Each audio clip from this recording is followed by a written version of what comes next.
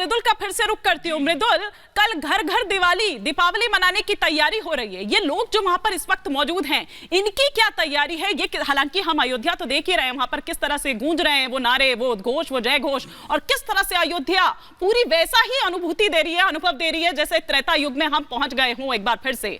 क्या तैयारी लोगों की कल को लेकर?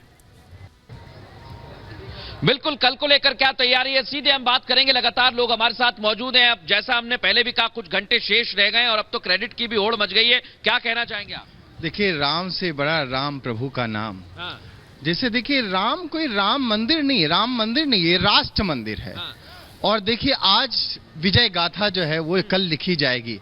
कल मुझे लगता आजादी से भी बड़ा, मैं सोचता हूं कि सबसे बड़ा सांस्कृतिक धरोहर का जो प्रतीक है राम मंदिर, उसका विजय गाथा लिखी जाएगी। ये सबसे बड़ा इतिहास बनने जा रहा है। हाँ। लेकिन हाँ। मोदी से मैंने कहा कि देखिए, मोदी से भी बड़ा मोदी का काम है। हाँ। क्योंकि मोदी का काम यदि नहीं होता तो आज जो मोदी जी जो इतिहास रचे हैं वो शायद रच नहीं पाते। कांग्रेस के नेता बोल रहे हैं, प्रमोद कृष्णम, कि मोदी अगर नहीं होते तो मंदिर नहीं बन पाता। देखिए, बिल्कुल सही बोल रहे हैं वो। हाँ। क्योंकि ये लड़ाई 500 साल की है। हाँ। और इस 500 सालों में बड़े आंदोलन हुए, बड़े प्रयास हुए। जब जब भी राम मंदिर की तरफ कदम बढ़ाया गया तो रोकने के प्रयास हुए। और जब से मोदी आए हैं, मोदी जी ने आकर के इस मुहिम को चेंज किया है। 2019 में जब सुप्रीम कोर्ट में मामला चल रहा था, तब भी कांग्रेस ने एफिडेविट देकर के वहां विरोध किया था कि कार्रवाई रुकनी चाहिए। कपिल सिब्बल ने सुप्रीम कोर्ट में खड़े होकर, और वहां पर बीजेपी के प्रवक्ता मनीष शुक्ला ने भी एक बात कही है, और वो भी इस बात को दोहरा रहे हैं कि थोड़ा सा सहिष्णु होना चाहिए आप लोगों को। लेकिन क्यों नहीं होते हैं? क्यों विपक्ष बार बार इस तरह के आरोप लगाता है? क्या लगता है? देखिए, विपक्ष व्याकुलता में है, और उस व्याकुलता में आदमी जब परेशान होता है, जब उसको लगता है कि चारों तरफ से घिर गए, और वो अपनी करनी जो काम उसने किया है, जो लगातार उनको तो लगता था, तो चैलेंज करते थे। हमने तो पिछले ही चुनाव में 2018-19 के चुनाव में देखा था, 19 वाले चुनाव के पहले, कि लोग चैलेंज करते थे कि कौन है जो राम मंदिर बना देगा, कौन है जो 370 हटा देगा। लेकिन बदलाव आया है। बदलाव का बयार में केजरीवाल जी की तरफ से जब मैंने देखा, सुंदरकांड का पाठ करते हुए नजर आए, तो मुझे बदलाव, और इसी में मुझे एक चौपाई याद आती है तुलसी बाबा की। इसमें है कि तुलसी अपने राम को रीझ भयो या खींच, खेत परो पर जामे हैं उल्टा सुल्टा बीज, जैसे भी हो। लेकिन बदलाव तो बिल्कुल मोदी जी की तरफ से जो आया, उसका बदलाव हमने ममता बनर्जी को भी देखा चंडी पाठ करते हुए। और हमारे साथ कुछ और लोग भी मौजूद हैं। जी, आप क्या कहना चाह रहे हैं? आ जाइए जरा इधर हमारे साथ। हाँ, क्या कहना चाह रहे हैं आप, बताइए जरा। मोदी जी और योगी जी के आने के बाद विपक्ष में भी ये होड़ मची हुई है कि कौन कितना बड़ा हिंदू है। देखिए, ममता बनर्जी देखिए चंडी पाठ करा रही हैं। और आपके केजरीवाल जी दिल्ली के अंदर सुंदरकांड करवा रहे हैं। सुंदरकांड करा रहे हैं, इसके मतलब मोदी जी के आने से ये सब घबराए हुए हैं, कि घबरा गए हैं कि ये हिंदू सब एक ना हो जाए, उसको अलग करने के लिए सब ये षड्यंत्र रच रहे हैं। और अगर सब इस तरीके का षड्यंत्र आप रच रहे हो, ये जो बोल रहे हैं, इस पर मैं जवाब लूंगी। फिर मृदुल, आपका रुख वापस कर रही हूँ। वो कह रहे हैं कि दिखाना भी है आपको और छिपाना भी है, मतलब ये कंफ्यूज है, पता नहीं चल पा रहा है प्रेम जी कि करना क्या है। एक तरफ तो चंडी पाठ भी करेंगे, उधर आप देखिए ना कि कर्नाटक में तो कई मंदिरों में जो पार्टी है दुष्यंत जी की, उन्होंने अलग अलग मंदिरों में कई अनुष्ठान और पता नहीं क्या क्या तैयारी कर रखी है। तो फिर वहां पहुंच जाते तो क्या हो जाता?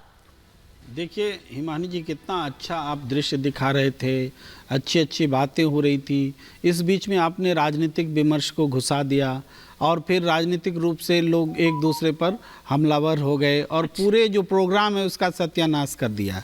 देखिए, राजनीतिक दल की जैसे आप प्रतिक्रिया ले रही, तो मैं भी विवश हूँ प्रतिक्रिया देने के लिए, कि अरविंद केजरीवाल जी ने कहा था कि नोट पर गणेश जी का फोटो होना चाहिए। वो अभी के समय तो नहीं कहा था, बहुत पहले कहा था। ममता बनर्जी को हम लोग आज से नहीं देख रहे हैं, वो काली माता की भक्त आज से थोड़े हैं, दुर्गा माता तो सर नानी की कहानी भी सुनाई थी, आप भूल गए क्या नानी की कहानी? तो वो ये ऐसा नहीं, जब उन्होंने कहा था कि जहां पर मस्जिद गिराई गई हो मेरे राम, वहां पर कैसे रह सकते हैं, ये उनकी नानी कहानी सुनाया करती। एक भावना है, ये भावना है, ये भी एक भावना है कि विध्वंस पर निर्माण नहीं हो सकता। एक भावना है, आपको सम्मान तो देना ही पड़ेगा, सबका सब सहमत हो या ना हो। लेकिन आप देखिए, आज राजनीतिक बात है तो आप देखिए असम में जयराम रमेश के काफिले पर हमला हुआ, एक हाथ में भारतीय जनता पार्टी का बीजेपी का झंडा है, दूसरे हाथ में हिंदू धर्म ध्वज है। तो ये कैसा इस माहौल बना रहे हैं? क्योंकि हेमंत बिस्वा शर्मा एक दिन धमकी देते हैं, दूसरे दिन हमला होता है, फिर धमकी देते हैं, फिर हमला होता है।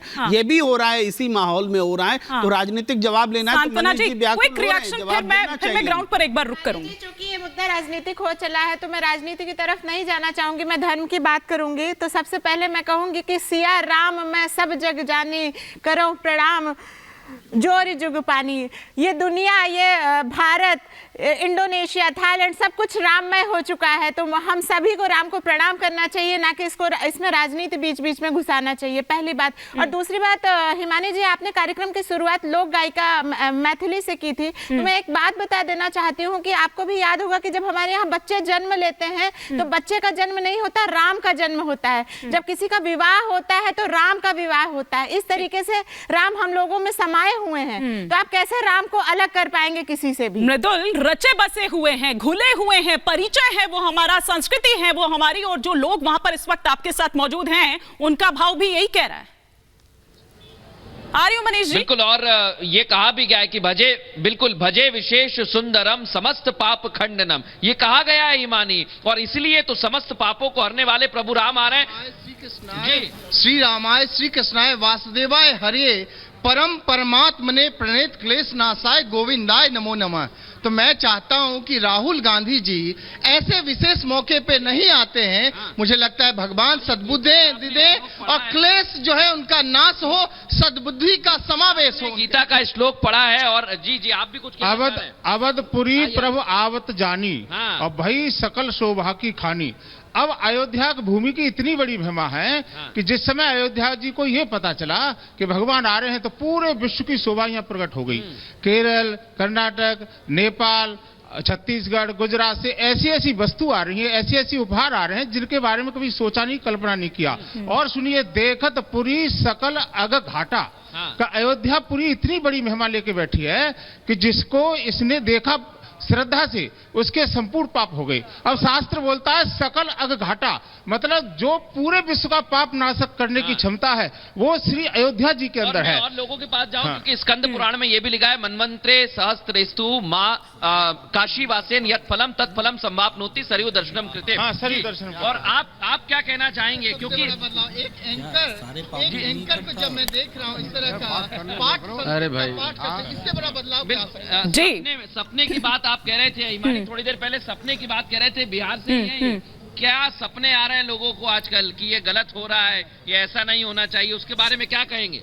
नहीं, देखिए, वो उन्हीं लोगों को सपने आ रहे हैं जिनके हृदय में रावण बसता है। अच्छा। जिनके हृदय में कंस बसता है। चूंकि रावण और कंस का वंशज भी तो इसी धरती पर होगा, उसका भी तो भगवान ने सर्वनाश नहीं किया था, उसको भी छोड़ दिया था।